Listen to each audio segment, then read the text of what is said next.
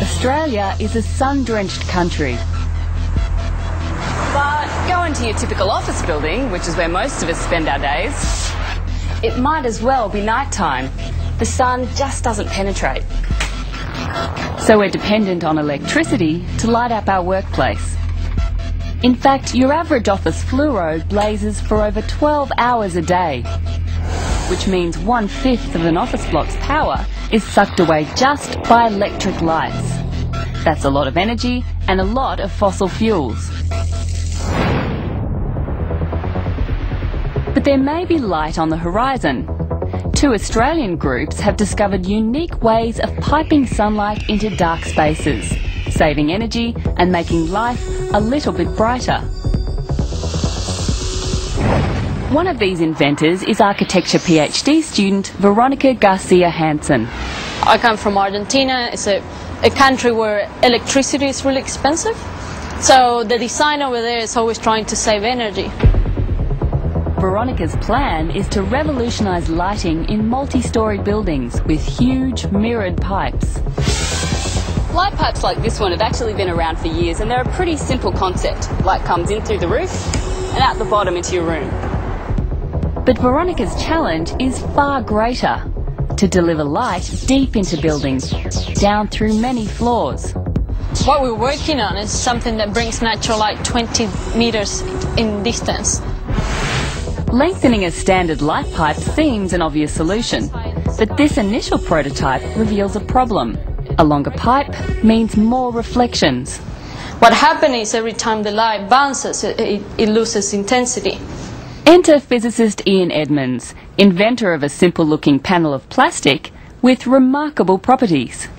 This panel contains thousands of small mirrors that have been produced by laser cut. And these mirrors redirect the light in the manner we want. When we add Ian's laser-cut panel, the beams of light straighten up and travel the entire length of the pipe. We're getting, at the end of the pipe, we're getting 10 times more light than we did before. Success? Well, not quite yet. There's still the problem of getting the light out of the pipe and evenly into the rooms. Mirrors intercept some of the light so that each part of the office gets an equal amount of sunshine. The system of pipes can also be turned vertically. Light comes in at the top of the building, and light meter measurements on the model show that plenty of light can reach up to 5 floors below. Veronica believes her design could reduce an office building's energy consumption by half.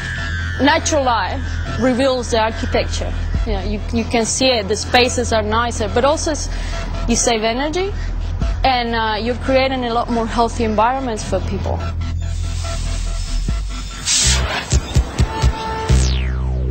But what about light piping technology you can use in your home?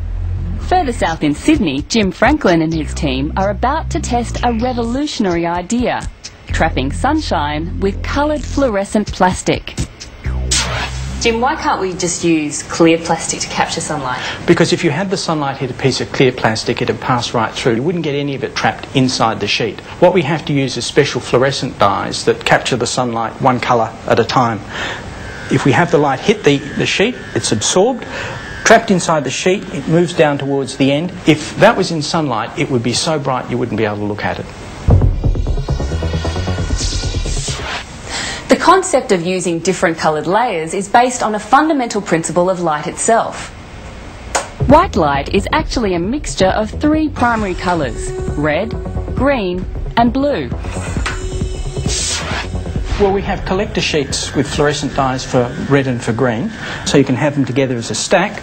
And they sit inside this device here? They do indeed. But what about the blue panel?